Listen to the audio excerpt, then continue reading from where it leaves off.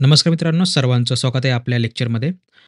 मित्रांनो, आजच्या लेक्चरमध्ये मी तुम्हाला जो 12 जूनला जो पेपर होणार आहे, जसं की सर्वांना माहिती असेल, ज्यावेळेस एक्झाम सुरू झाली होती, त्यावेळेस 1 जूनचा पेपर जो आहे तो एम-पी-एस-सीच्या पेपरच्या कारणास्तव पेपर पोस्टपोन केला गेला होता. तुमचा तो पेपर जो आहे तो 12 जूनला होणार आहे. ओके.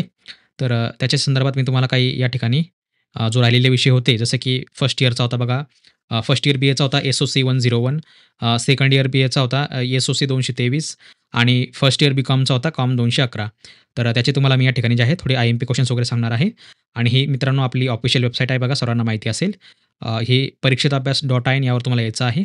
ज्यांना कोणाला त्या विषयाच्या आय-एम-पी क्वेशनची पी-डी-एफ वगैरे पाहिजे असेल, आपल्याकडे 2-2 पी-डी-एफ अवेलेबल आहेत प्रत्येकी. तर ज्यांना कोणाला पाहिजे असेल, तर त्यांनी कृपया आपल्या ॲपमधून घ्यायचं आहे. Androidचं ॲप्लिकेशन उपलब्ध आहे. ज्यांना iPhoneमध्ये लॉगिन करायचं असेल, त्यांनी iPhoneवर क्लिक करून देखील या ठिकाणी तुम्ही लॉगिन करू शकता. ठीक आहे. तर iPhoneवाल्यांसाठी आपल्याकडे जी आहे ही वेबसाईट ओपन आहे या ठिकाणी. तुम्ही यावरती तुम्ही लॉगिन करू शकता. ठीक आहे. बाकी Androidवाल्यांसाठी आपल्याकडे बघा, परीक्षित अभ्यास हे आपलं Androidचं ॲप्लिकेशन आहे. ते देखील तुम्हाला इन्स्टॉल करायचं आहे. ठीक आहे. आणि नवीन ॲडमिशन जे आहेत मित्रांनो, ते लवकरच सुरू होणार आहेत 1 जुलैपासून. तर समोरच्या बॅचेस देखील आपल्याकडे ॲड होणार आहेत आणि काही नवीन बॅचेस देखील आपण या ठिकाणी इंट्रोड्यूस करणार आहोत. जसं की बी-सी-एची बॅच झाली, फर्स्ट इयर बी-सी-ए. नंतर बी-बी-एचा पण विचार चालू आहे. सोबत बी-एस-सीचे देखील बी-एस-सीचे दोन्ही पण ग्रुप आहेत. तर बी-एस-सीचे देखील फर्स्ट इयरची बॅच ॲड करायची आहे. एम-एची बॅच आहे, एम-बी-एची आहे, एम-कॉमची आहे. अशा काही नवीन बॅचेस देखील आपल्याकडे ॲड होणार आहेत. तुमच्यापैकी कोणी नातेवाईक वगैरे असेल, त्यांना कोणाला ॲडमिशन वगैरे करायचं असेल, तर कृपया त्यांनी आपल्या ॲपवरती संपर्क करू शकता. आपल्या ॲपवर तुम्हाला ॲडमिनला ऑप्शन जे आहे त्यांना रिक्वेस्ट करायची आहे, त्यांना मेसेज करायचा आहे. ते तुम्हाला ॲडमिशन वगैरे करून देतील. ठीक आहे. आणि कृपया आपण फॉर्म स्वतः भरा. आमच्याकडे नाही भरला तरी चालेल, परंतु बाहेर सायबर कॅफेवर फॉर्म भरताना माहिती अचूक भरा. चुकीची माहिती भरू नका. जेणेकरून तुम्हाला स्कॉलरशिपसाठी अडचण येईल आणि ज्यांना कोणाला स्कॉलरशिपमधून फॉर्म भरायचा असेल, त्यांनी देखील कॉन्टॅक्ट करू शकता. मी तुम्हाला स्कॉलरशिपमध्ये फॉर्म भरण्यास मदत करू. म्हणजे आमची टीम तुम्हाला स्कॉलरशिपमध्ये फॉर्म भरण्यासाठी मदत करेल. ठीक आहे. असो, ज्यांना कोणाला काही समस्या वगैरे असतील, त्यांनी कृपया कमेंट करून बोलू शकता. तर मित्रांनो, आपण या ठिकाणी आता आय-एम-पी क्वेशनवर डिस्कशन करणार आहे. तर सर्वप्रथम बघा, आता एफ-वाय-बी-एचा एस-ओ-सी 101 हा पेपर असणार आहे तुमचा 12 जूनला. तर त्याबद्दल आपण ज्या या ठिकाणी त्याचे काही महत्त्वाचे प्रश्न वगैरे आपण बघणार आहे. आणि मित्रांनो, मी तुम्हाला थोडकेच प्रश्न यामध्ये सांगणार आहे आणि बाकीचे प्रश्न जे आहेत मित्रांनो, ते आपल्या ॲप्लिकेशनवरती उपलब्ध आहे. सर्वांना माहिती असेल. हे परीक्षित अभ्यास ॲप्लिकेशन सर्वांना इन्स्टॉल करायचं आहे. ठीक आहे, समोर जाऊया. एस-ओ-सी 101 फर्स्ट इयर बी-एचे आय-एम-पी क्वेशन बघायचे आहेत. जसं की इतिहासाची साधने कोणती? वस्तू संग्रहालय व संशोधन संस्था स्पष्ट करा. सामाजिक व सांस्कृतिक इतिहास लेखन म्हणजे काय? राज्यशास्त्रातील प्रमुख संकल्पना स्पष्ट करा. संसदीय शासन प्रणाली स्पष्ट करा. पंतप्रधान व मंत्रिमंडळ स्पष्ट करा. समाजशास्त्राची प्रमुख वैशिष्ट्ये कोणती आहेत ते सांगा. समाज व व्यक्ती स्पष्ट करा. संस्कृतीची वैशिष्ट्ये स्पष्ट करा. चिन्हे व प्रतीके स्पष्ट करा. प्राथमिक समूह, त्याचा अर्थ, अटी, वैशिष्ट्ये आणि महत्त्व स्पष्ट करा. आदिवासी समूह, त्याचे अर्थ, लक्षणे आणि वैशिष्ट्ये स्पष्ट करा. आधुनिकता व आधुनिकीकरण म्हणजे काय? मानसशास्त्रातील सद्यकालीन दृष्टिकोन स्पष्ट करा. उपयोजित मानसशास्त्र म्हणजे काय? अर्थव्यवस्थेची 3 क्षेत्रात विभागणी स्पष्ट करा. हा प्रश्न खूप महत्त्वाचा आहे अर्थव्यवस्थेवर, जो तुम्हाला म्हणजे तुम्हाला उद्याच्या पेपरला येऊ शकतो. गरजांचे वर्गीकरण स्पष्ट करा. किंमत ठरवण्याची प्रक्रिया स्पष्ट करा. बँक आणि त्यांचे महत्त्व स्पष्ट करा. राष्ट्रीय उत्पन्नाचा प्रभाव स्पष्ट करा. नैसर्गिक साधनसंपत्ती स्पष्ट करा. कोळसा उत्पादक देश कुठले-कुठले आहेत ते सांगा. खनिज संपत्ती स्पष्ट करा. नकाशा, त्याची व्याख्या, अंगे हे तुम्हाला स्पष्ट करायचं आहे. सांकेतिक चिन्हांची ओळख तुम्हाला या ठिकाणी सांगायची आहे. सांकेतिक चिन्ह कुठले-कुठले असतात? तुम्हाला माहिती असेल ते, जसं असतं रोडवर ज्यावेळेस आपण प्रवास करतो बघा, दिलेलं असतंय. डावीकडे वळा, उजवीकडे वळा, समोर शाळा आहे किंवा समोर गतिरोधक आहे. तर या पद्धतीने जे काही चिन्ह वगैरे असतात, ते देखील तुम्हाला या ठिकाणी त्याची ओळख करून घ्यायची आहे. ठीक आहे. तर मित्रांनो, हे पी-डी-एफ 1 होती. तुम्हाला पी-डी-एफ 2 देखील पाहिजे असेल, तुम्ही ते देखील घेऊ शकता. आपल्या ॲपवर तुम्हाला मेसेज करायचा आहे. ठीक आहे. ₹30 ला फक्त बॅच आहे. ज्यांना कोणाला पाहिजे असेल, शेवटचा पेपर आहे, त्यामुळे चांगल्या पेपरची तयारी करू शकता. इतिहास साधने हे तुम्हाला 100% येणार आहे. हे सर्वांना वाचून घ्यायचं आहे. राज्यशास्त्र देखील तुम्हाला टॉपिक वाचून घ्यायचं आहे. पंतप्रधान मंडळ, मंत्रिमंडळ तुम्हाला समजून घ्यायचं आहे. समाज व व्यक्ती स्पष्ट करा. चिन्हे, प्रतीके जसं मी तुम्हाला सांगितलं. आदिवासी समूह, प्राथमिक समूह, मानसशास्त्र, ह्या सगळ्या गोष्टी तुम्हाला मित्रांनो यामध्ये कव्हर अप करायच्या आहेत. ठीक आहे. समोर आहे बघा एस-वाय-बी-एचा एस-ओ-सी 223 एस-वाय-बी आय-एम-पी क्वेश्चन. ठीक आहे. एस-ओ-सी 223 जो की सेकंड इयरचा विषय आहे. एक पेपर बाकी आहे त्यांचा. भाषेचे वर्गीकरण व भाषिक संबंध स्पष्ट करा. नातीगोतीचा अर्थ लिहून त्याची व्याख्या तुम्हाला स्पष्ट करायची आहे. जाती व्यवस्थेची वैशिष्ट्ये तुम्हाला थोडक्यात लिहायची आहे. प्राचीन ग्रामस्थांची वैशिष्ट्ये तुम्हाला स्पष्ट करायची आहे. भारतीय खेड्यांच्या आर्थिक समस्या स्पष्ट करा. जाती आणि आर्थिक बाजू यातील संबंध स्पष्ट करा. मध्ययुगीन खेडी व आधुनिक खेडी यातील तुम्हाला फरक स्पष्ट करायचा आहे.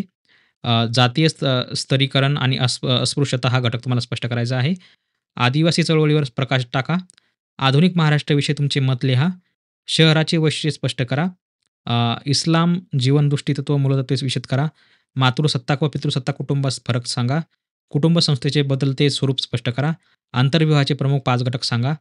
ठीक आहे. अशा प्रकारचे मित्रांनो तुम्हाला यामध्ये भरपूर काही प्रश्न वगैरे दिले आहेत. जसं की आदिवासी समाज, कोरकू जमाती, भारतीय आदिवासींच्या भाषा, त्याचे गट वगैरे काय असतील. तर मित्रांनो अशा प्रकारचे तुम्हाला याच्यामध्ये भरपूर काही आय-एम-पी क्वेश्चन दिलेले आहेत. ही फक्त पी-डी-एफ एक आहे. ज्यांना कोणाला दुसरी पी-डी-एफ पाहिजे असेल, तर त्यांनी आपलं जे परीक्षित अभ्यास ॲप्लिकेशन आहे, ते कृपया सर्वांनी इन्स्टॉल करायचं आहे. ठीक आहे. समोर जाऊया. बाकी नातीगोती हा पॉइंट तुम्हाला वाचून घ्यायचा आहे. जाती व्यवस्था, जसं की तुम्हाला सांगितलं आदिवासींचे प्रकार, त्यांचे बोलीभाषेचे प्रकार, मध्ययुगीन खेडी व आधुनिक खेडी, जाती व्यवस्था, आदिवासी चळवळ, ह्या गोष्टी तुम्हाला ज्या महत्त्वाच्या आहेत. शहरीकरण किंवा जे काही आपला धर्म असेल, धर्मावर देखील तुम्हाला प्रश्न वगैरे येऊ शकतो. तर मित्रांनो अशा प्रकारचे हे प्रश्न वगैरे आहेत, जे तुम्हाला समजून घ्यायचे आहेत. ठीक आहे. आता मित्रांनो हे संपूर्ण तुम्हाला पी-डी-एफ वगैरे कुठे अवेलेबल आहेत, तर ते आपलं ॲप्लिकेशनवरती अवेलेबल आहेत. तुम्हाला Androidवाल्यांनी तुम्ही या ठिकाणी Androidवाल्यांसाठी तुम्ही परीक्षित अभ्यास ॲप्लिकेशन डाउनलोड करू शकता किंवा आपल्या प्ले स्टोअरवर देखील उपलब्ध आहे. तुम्ही त्यावरून देखील घेऊ शकता. नंतर समोर बघा कॉम 211 जो की फर्स्ट इयर बी-कॉमचा मराठी मीडियम आणि इंग्रजी मीडियम दोघांचाही विषय आहे. हा मराठी मीडियमला पण आहे आणि इंग्रजी मीडियमला पण आहे. ओके. तुम्हाला बघा आता या ठिकाणी बघायचं आहे. कार्यप्रवाहातील अडथळे स्पष्ट करा. Explain the work flow obstacles. कार्यालयीन व्यवस्थापकाच्या पात्रता, कार्यालयीन व्यवस्थापकाचे आवश्यक गुण. जसं मी तुम्हाला कॉम 106 मध्ये सांगितलं होतं, की जे काही मॅनेजर असतो, त्याच्या बेसिक क्वालिटी कुठल्या असतात, त्याची एलिजिबिलिटी काय असते, त्याची पात्रता काय असते, हे संपूर्ण तुम्हाला ज्या मित्रांनो यामध्ये लिहायचं असतं. अभिप्रेरणा म्हणजे काय? ज्याला आपण काय म्हणतो मोटिव्हेशन किंवा इन्स्पिरेशन. ठीक आहे. तर अभिप्रेरणा म्हणजे काय आणि त्याचे प्रकार. टाइप्स ऑफ मोटिव्हेशन, अभिप्रेरणा म्हणजे काय? ठीक आहे. तर हा मराठीमध्ये देखील प्रश्न 100% तुम्हाला उद्याच्या पेपरला येणार आहे. कार्यालय शास्त्रीय व्यवस्थापनाच्या कार्य स्पष्ट करा. State the work of scientific management. पगारपत्रक कशास म्हणतात? पगारपत्रकात कोणती माहिती असते? त्याला आपण काय म्हणतो? इन्कम स्टेटमेंट म्हणू शकतो आपण त्याला किंवा अ, जे काही तुमचं सॅलरी बुक असतं, सॅलरी बिल असतं त्या प्रकारचं. अहवाल म्हणजे काय? जसं की तुम्हाला मी कॉम 106 मध्ये सांगितलं होतं रिपोर्ट. रिपोर्ट कुठं-कुठं असतो? तुमचे जे इन्कम स्टेटमेंट असते किंवा तुमचं जे काही समजा आपला क्लास आहे, समजा ऑनलाईन डिजिटल क्लास आहे परीक्षेत अभ्यासाचा. आपल्याकडे किती विद्यार्थी आहेत? समजा रजिस्टर समजा फॉर एक्झाम्पल 10,000 आपल्याकडे विद्यार्थी असतील. तर प्रत्येकाचा डेटा मॅनेज करायचा असतो. ज्यावेळेस आपण तो एक्सपोर्ट करतो, तेव्हा आपण त्याला काय म्हणतो? Report, right? म्हणजे तो एक रिपोर्टच्या फॉर्ममध्ये असतो, बरोबर? त्याला आपण काय म्हणतो? अहवाल. रिपोर्टला मराठीमध्ये काय म्हणतात? अहवाल, राइट? नंतर आहे सेवा पुस्तकांचे महत्त्व स्पष्ट करा. Explain the importance of service book.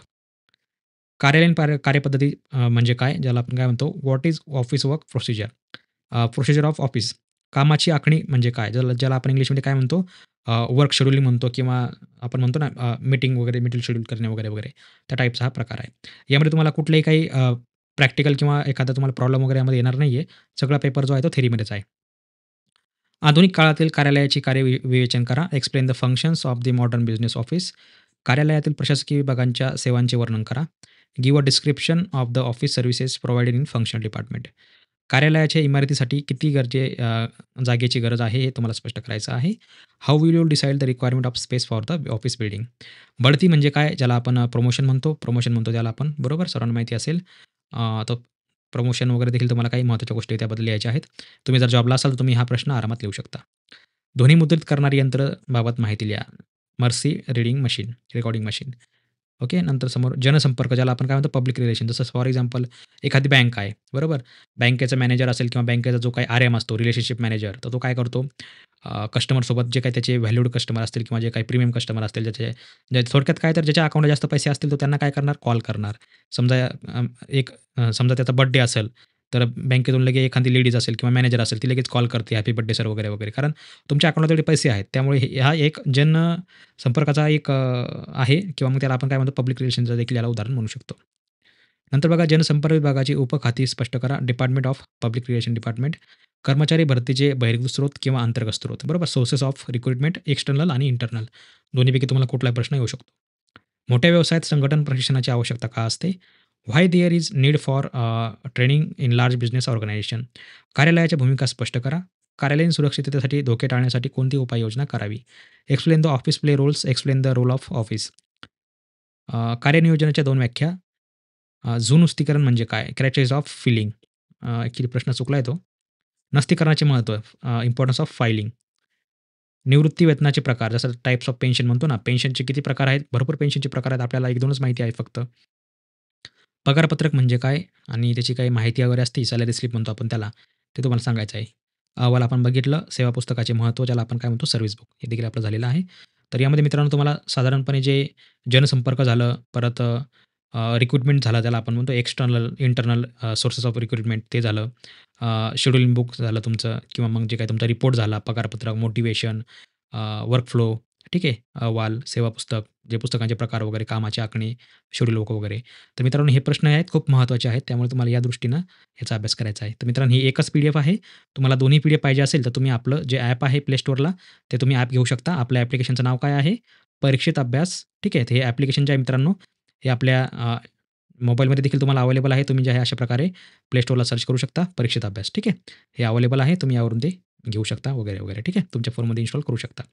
Right आणि ज्या विद्यार्थ्याकडे iPhone वगैरे असेल किंवा ज्यांना iPhoneमध्ये लॉगिन करायचं असेल, त्यांनी कृपया ओपन iPhoneवर क्लिक करायचं आहे. तुमच्यासमोर एक वेबसाईट ओपन होईल आणि मित्रांनो ही वेबसाईट फक्त तुमच्या iPhoneमध्येच ओपन होईल. बाकी कुठेच ओपन होणार नाही. ठीक आहे. आय होप तुम्हाला सगळ्या प्रश्नांचे उत्तर मिळाले असतील. ज्यांना कोणाला IMP क्वेश्चनचे पी-डी-एफ पाहिजे असेल किंवा समोरच्या बॅचेस वगैरे देखील लवकरच ॲड होतील. तर सर्वांनी जे आहे प्रत्येकानं जे आहे हे ॲप आपलं इन्स्टॉल करून ठेवायचं आहे. जे कोणी जॉब वगैरे करत असाल किंवा ज्यांच्याकडे अभ्यासाला टाईम मिळत नसेल, तर अशा विद्यार्थ्यांसाठी आपण ज्या या ठिकाणी क्लास वगैरे घेत असतो. ठीक आहे. तर मित्रांनो आशा आहे तुम्हाला व्हिडिओ आवडला असेल. तर मित्रांनो बेस्ट ऑफ लक. भेटूया पुढच्या व्हिडिओमध्ये. तोपर्यंत बघत राहा, शिकत राहा. जय हिंद, जय महाराष्ट्र, जय विदर्भ.